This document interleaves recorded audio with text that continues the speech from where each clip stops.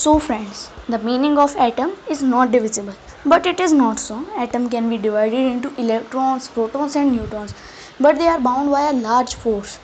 And if we try to separate them just by nuclear processes, which we will discuss in further videos, it releases a lot of energy.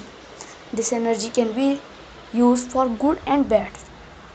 Good in the sense that it produces clean electricity.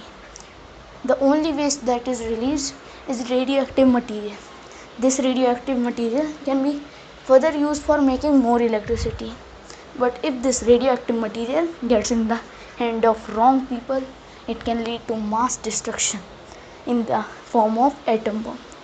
You have heard about atomic bombings of Hiroshima and Nagasaki?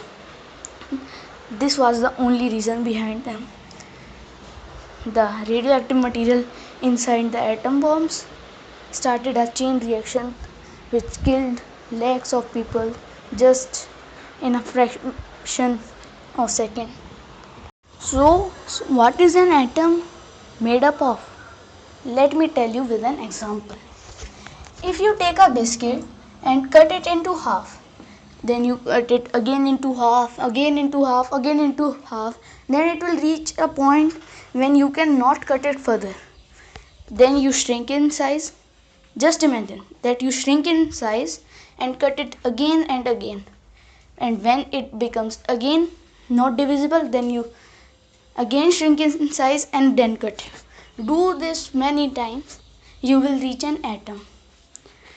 You will see that small things are revolving around a center. These things are electrons. These electrons are negatively charged. In the center are the protons and neutrons. The protons are positively charged and the neutrons are neutral. The atom should be balanced with same number of electrons, neutrons and protons. If there are 5 electrons, then there should be 5 neutrons and 5 protons.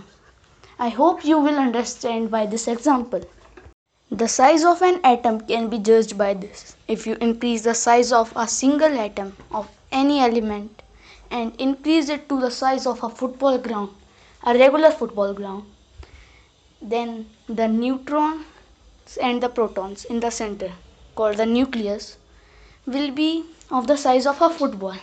See, if we increase the size of an atom to a football ground, then only we will get the size of the nucleus like a normal football. So just imagine how small is an atom.